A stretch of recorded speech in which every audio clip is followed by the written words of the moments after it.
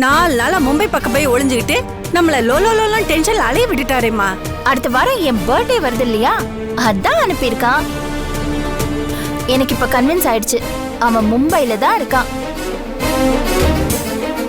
அது சரிம்மா. ஆகாஷ் கிட்ட இருந்து பார்சல் வந்திருக்குன்னு சொன்னதும் நான் பயந்து இவனை புடிச்சு வச்சுக்கிட்டு உங்களுக்கு தகவல் சொன்னமா. இங்க பாருங்க, ஒரு லெட்டர் ஒண்ணு இருக்கு.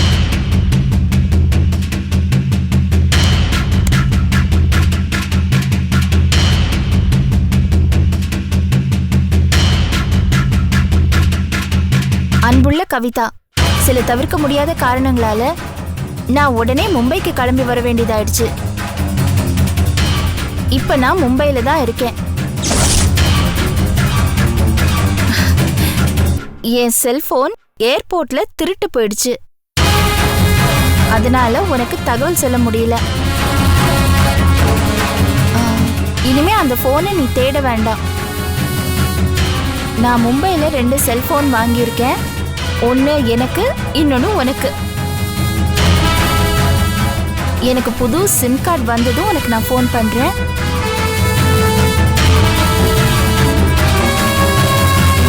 திவ்யாவை ரொம்ப விசாரிச்சதா சொல்லு.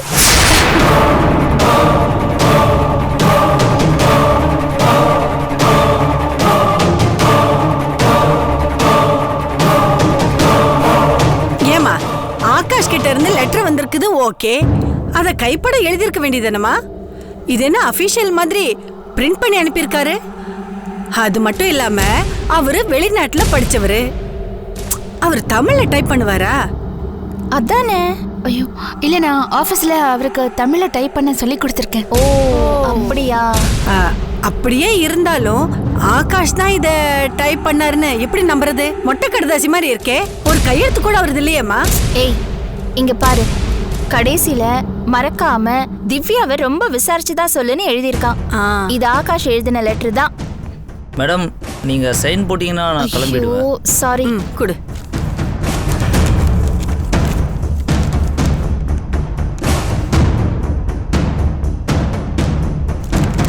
வரேன் மேடம். Thank you madam.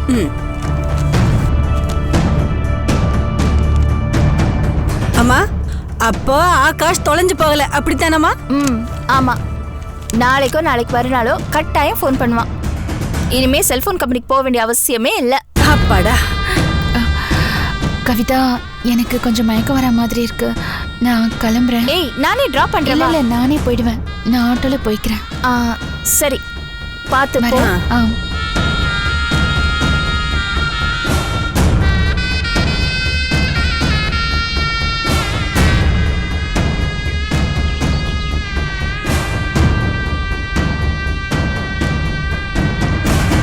எப்படி ஆகாஷ் கிட்ட இருந்து வந்திருக்கோம்? நாம தான் கொண்டு புதைச்சிட்டோமே.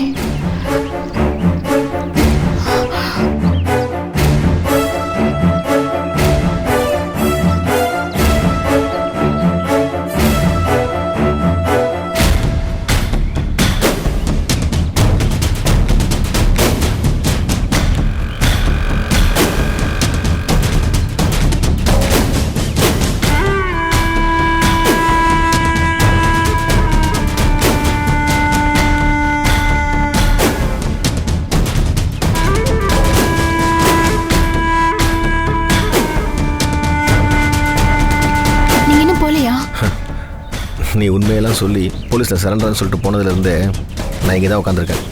எனக்கு எப்படியும் தெரியும் நீங்கள் வருவேன்னு. போன காரியம் என்னாச்சு? ஐயோ, எனக்கு என்ன நடந்ததுன்னு ஒன்றுமே புரிய மாட்டேங்குது. நடந்ததை சொல்லு, நான் உனக்கு புரிய வைக்கிறேன். நானும் கவிதாவும் அந்த லிஸ்ட் வாங்குறதுக்காக போனோமா, நாங்கள் உள்ளே போகிறதுக்கு முன்னாடியே போலீஸ் ஸ்டேஷன்லேருந்து கவிதாவுக்கு ஒரு ஃபோன் வந்துச்சு.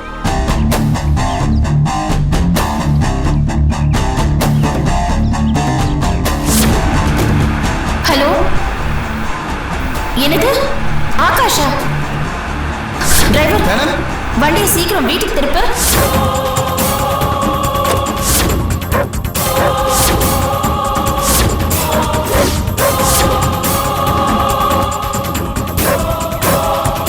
ஆகாஷை நான் தான் கொன்னேன்.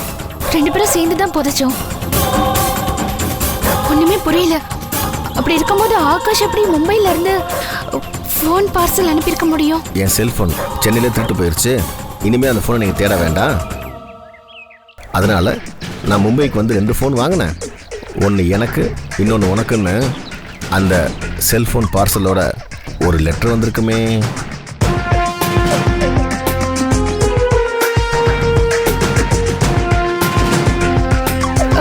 ஆமா, அந்த செல்ஃபோன் பார்சல் அனுப்பி வச்சதே நான் தான்.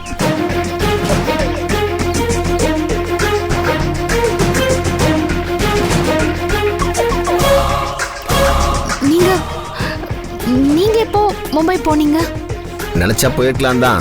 என்ன, ஃப்ளைட் பிடிச்சா போக 3 மணி நேரம், வர 3 மணி நேரம், அங்கேருந்து கொரியர் பார்சல் பண்ணுறதுக்கு 1 மணி நேரம், அவ்வளவுதான். ஆனால் நான் போகலை.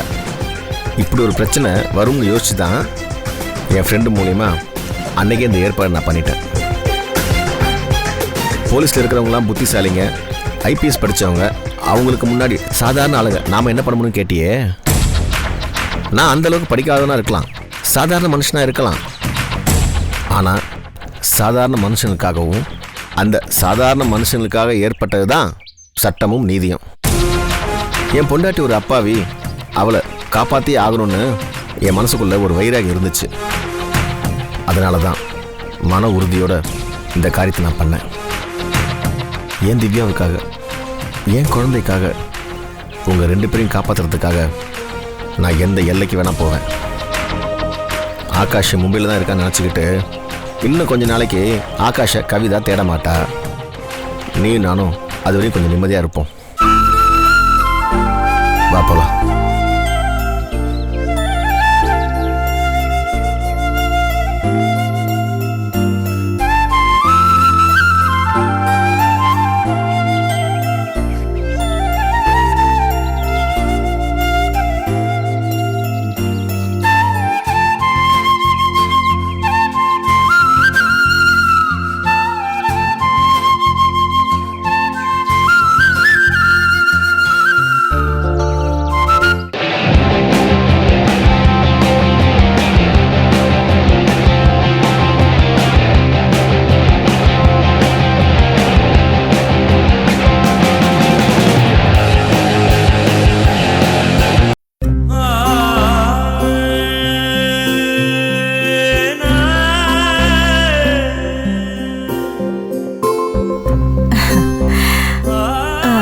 இப்ப வலி எப்படிமா இருக்கு?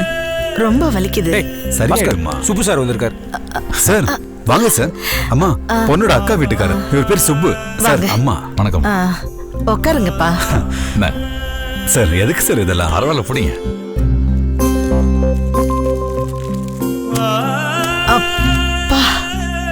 ஆமாப்பா, காலையிலேயே வருவீங்கன்னு பாஸ்கரன் சொன்னா. அது ஒரு முக்கியமான வேலையா போயிருந்தேன், அதான் வர முடியல. ஓஹோ. ஆமா பாஸ்கர், ஆபீஸ்க்கு நீ லீவா? டேய், அம்மாக்கு கால் வலி, டாக்டர்கிட்ட கூட்டு போனோம்ல. அம்மா முக்கியமா வேலை முக்கியமாடா? சரிடா சரிடா. கால் நீட்டுமா, நான் அமைக்க விடுறேன். டேய் நீட்டுங்கம்மா. விடுறா. இருக்கட்டுமா, கால் வலியில ஒண்ணும் இல்ல, விடுறா. நீ முதல்ல மாப்பிள்ளைய லட்சணமா சோஃபால உட்காரு. காலை நீட்டுங்க. ஐயோ விடேடா. சுப்பு சார், நீங்க இருக்கீங்களா? உங்க எதிர்க்க கால் அமுக்குனா பொண்ணு கொடுக்க மாட்டீங்கன்னு பயப்படுறாங்க. கால் நீட்டுமா. இல்லடா, வலி இப்ப இல்ல. ப்ளீஸ் போதும்டா. அம்மா சொன்னா கேக்குறானா பாரு. பரவாயில்லம்மா, இந்த வயசுல இவ்வளவு சம்பாதிக்கிற புள்ள அம்மாவுக்கு கால் அமைக்க விட நீங்க கொடுத்து வச்சிருக்கணும். ஆனா அம்மா கால் அமைக்க விடுற பாக்கியம் கிடைக்கிறது பெரிய விஷயம். நான் ஆபீஸ் கிளம்பும் போது எங்க அம்மா கால் வலிக்குதுன்னாங்க. நான் கிளம்புற அவசரத்துல கண்டுக்காமையே போயிட்டேன். இப்ப இதெல்லாம் பார்க்கும்போது ஓடி போய் எங்க அம்மாவுக்கு கால் அமைக்க விடணும் போல தோணுது. போதும்பா, நீ எந்திரிச்சு உட்காரு. அம்மா கவலைப்படாதீங்க, கூடிய சீக்கிரம் உங்களுக்கு வேலை செய்யவும் கால் அமைக்க விடவும் ஒரு மருமக வந்துகிட்டே இருக்கா. வரட்டும் வரட்டும், நல்ல மருமகளா வரட்டும். சார், அம்மாவால ஏஞ்சி நடக்க முடியாது, நான் போய் காஃபி கொண்டு வரேன், கொஞ்சம் அட்ஜஸ்ட் பண்ணிக்க. அதெல்லாம் ஒண்ணும் வேணாம் சார். இருங்க சார். பரவாயில்லைங்க பாஸ்கர், கொஞ்சம் இருங்க சார், நான் வந்துடுறேன்.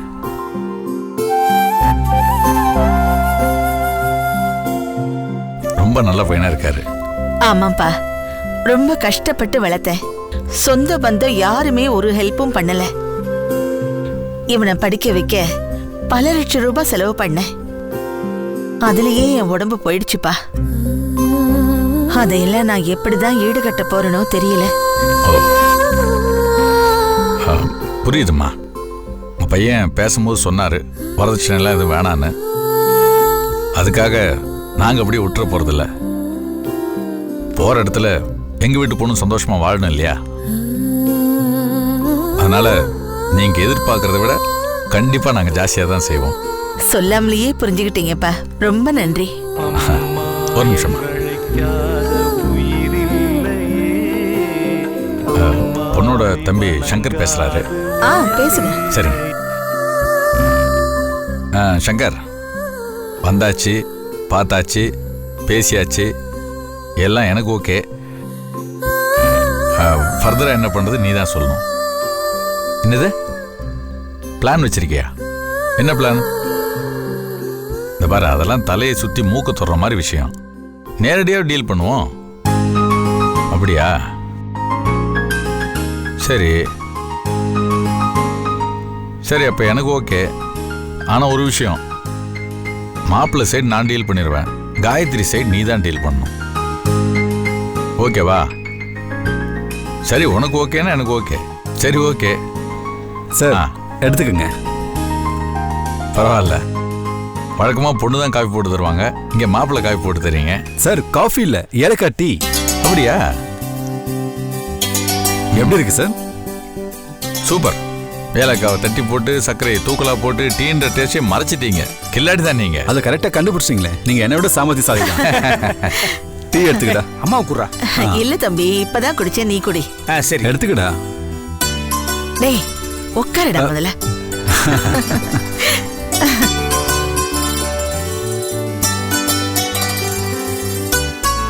அப்புறம் பாஸ்கர், ஒரு சின்ன விஷயம். எங்களுக்கு இந்த அலையன்ஸ் ஓகே. அடுத்தது நீங்களும் பொண்ணும் மீட் பண்ணிக்கணும். சரி சார். அது காயத்ரிக்கு பொண்ணு பார்க்குற விஷயம்லாம் கொஞ்சம் அலர்ஜி. அதுக்காக சங்கர் ஒரு ஐடியா சொன்னான். அதுக்கு நீங்களும் ஒத்துழைப்பு தரணும். சொல்லுங்க சார். நாளைக்கு நீங்களும் காயத்ரியும் நேரு பார்க்கில் மீட் பண்ணணும். நீங்கள் பொண்ணு பார்க்குற மாதிரி போக வேணாம், ரெஜிஸ்ட்ரேஷன் சம்மந்தமாக சில டவுட்ஸ் கேட்குற மாதிரி போகணும். சங்கரும் அதே தான் காயத்ரிகிட்ட சொல்லி அனுப்புவான். ஒருத்தருக்கு ஒருத்தர் பார்த்துக்கலாம். ஒருத்தருக்கு ஒருத்தர் பிடிச்சிருந்தா மேற்கொண்டு நாம் பேசலாம். இல்லைன்னா அடுத்தது என்ன நம்ம பேசிக்கலாம். வித்தியாசமான பெண் பார்க்கும் படலமா இருக்கே. எனக்கு ஓகே சார். Okay, thank you.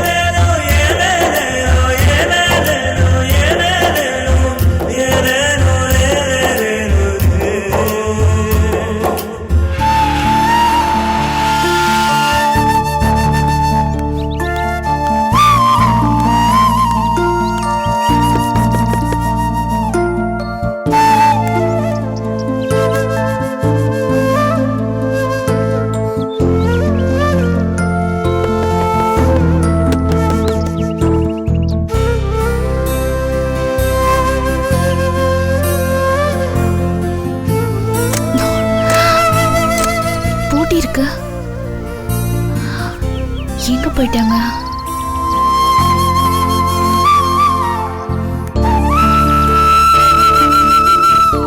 சாவியா இங்க வச்சிருப்பாங்களோ?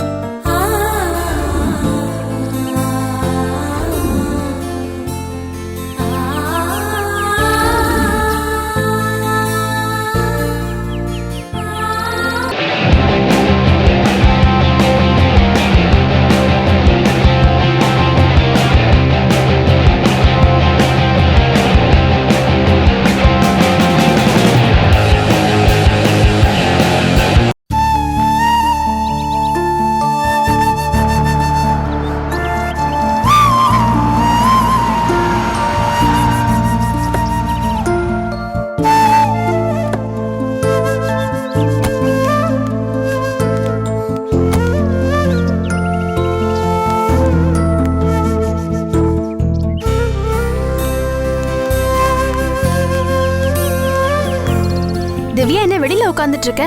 வேற ரோட்ல போய் உட்காரட்டுமா நீ? ஏதாவது கார் வந்து என்ன அடிச்சு போட்டுட்டு போனா பரவாயில்லையா? உட்காரு. யாரு வேணான்னா? கார் இல்ல, யார் வந்து அடிச்சாலும் எங்களுக்கு என்ன கவலை இருக்கு?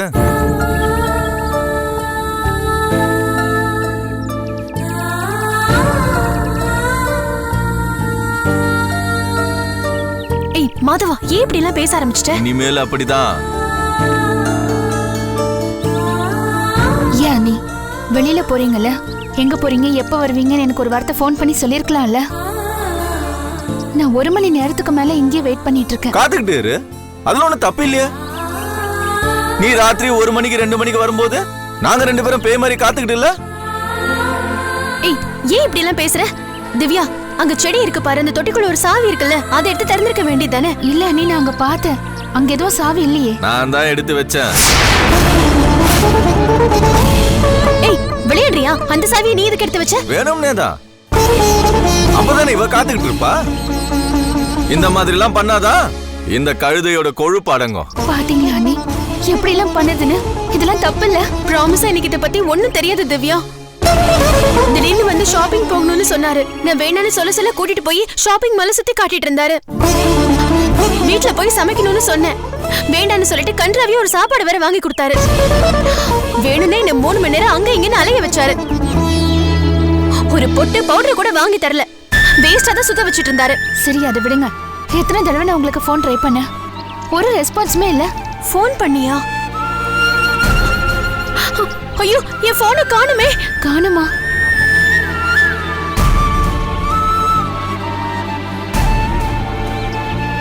ஏய் ஏன் போன் எதுக்கு நீ எடுத்து வச்சிருக்க? இதையே சைலண்ட்ல போட்டு வச்சிருக்க? எப்படி இருந்தாலும் இவ ஃபோன் பண்ணுவான்னு எனக்கு நல்லாவே தெரியும். அத நீ எடுத்து பேசக்கூடாதுன்றதுக்காக தான் இந்த போனையே நான் எடுத்து வச்சேன். பாத்தீங்களா அண்ணி, இதெல்லாம் நியாயமா? ஏன் மாதவ இவ்வளவு சீப் பண்ணி நடந்துக்கிற? இவ உன் தங்கச்சி தானே, மாசமா வேற இருக்கா. இந்த நேரத்துல நீ இப்படி எல்லாம் பண்ணலாமா? ரொம்ப துளிக்கிட்டு தெரியறா. யாரையும் மதிக்கிறது இல்ல. அவ கொழுப்பு அடக்கணும்ல, அதுக்காக தான் அப்படி செஞ்சேன். தயவு செஞ்சு இன்னொரு தடவை இப்படி எல்லாம் பண்ணாதானே, எனக்கு சுத்தமா பிடிக்கல. போ, அவ கிளம்பி உன் புருஷன் வீட்டுக்கு போ. நான் ஏன் போனோம்? அப்ப இரு, தாராளமா இரு. தோய் நீங்க நடந்ததே இப்போ இதே மாதிரி நீ இருக்கிற ஒவ்வொரு நாளும் ஒவ்வொரு பேட்டர்னா அவுத்து விட்டுக்கிட்டே இருப்பேன். இருந்து அவஸ்தைப்படு. அண்ணி தயவு செஞ்சு இனிமே எங்கேயாவது வெளியில போறதா இருந்தா கொஞ்சம் முன்னாடியே என்கிட்ட சொல்லிடுங்க.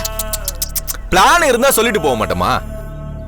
இப்போ ஐசியூல ஒரு பேஷண்ட் செத்து போயிட்டா சொல்லிட்டா போக முடியும்?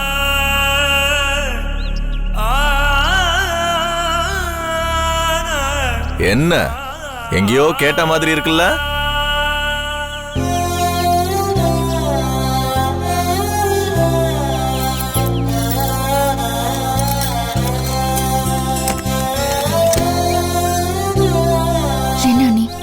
சொல்லிட்டீங்களா?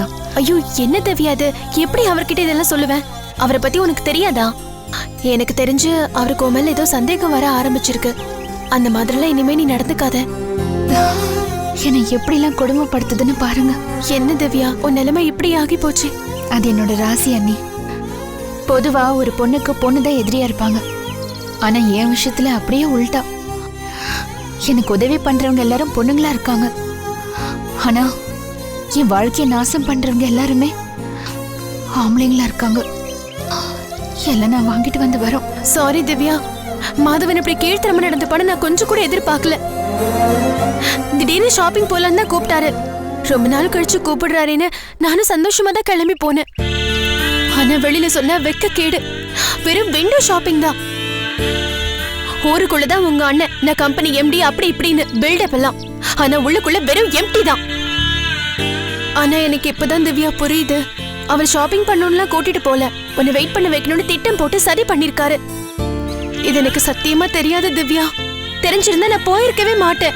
இப்படி எல்லாம் பண்ணா என்னை வீட்டை விட்டு துரத்திடலான்னு நினைக்குது, ஆனா துரத்த முடியாது. இப்ப இத பத்தி நான் புரிஞ்சுக்கிட்டேன்ல, இனிமே எப்படி என்னை இந்த வீட்டை விட்டு துரத்துதுன்னு நான் பாக்குறேன். ஆனா இந்த செடி தொட்டிக்குள்ள இருந்த சாவியை எப்படி கண்டுபிடிச்சு எடுத்தாருன்னே தெரியலையே. இவரெல்லாம் என்னதான் சொல்றது? இப்படி எல்லாம் சீப்பா பிஹேவ் பண்றதுக்கு காஸ்ட்லியா ரூம் போட்டு யோசிப்பார் போல. சரி திவ்யா, இந்தா வீட்டோட இன்னொரு சாவி நீயே வச்சுக்கோ. தேங்க்ஸ் அண்ணி. அண்ணன் தயவு செஞ்சு என்கிட்ட சாவியை கொடுத்ததை அண்ணன் கிட்ட சொல்லிடாதீங்க. ஏன் திவ்யா? தெரிஞ்சா அது பூட்டையே மாத்திடும். ஆமாமா, செஞ்சாலும் செய்வாரு. அது பூட்டை மாத்துதோ இல்ல இந்த வீட்டையே மாத்துதோ, என்ன மட்டும் இந்த வீட்ல இருந்து துரத்தவே முடியாது. அண்ணன் தங்கச்சி 2 பேரும் ஒருத்தருக்கு ஒருத்தர் சளைச்சவங்க இல்லைங்கிற மாதிரி நடந்துக்கிறீங்க. சரி வா, உள்ள போலாம்.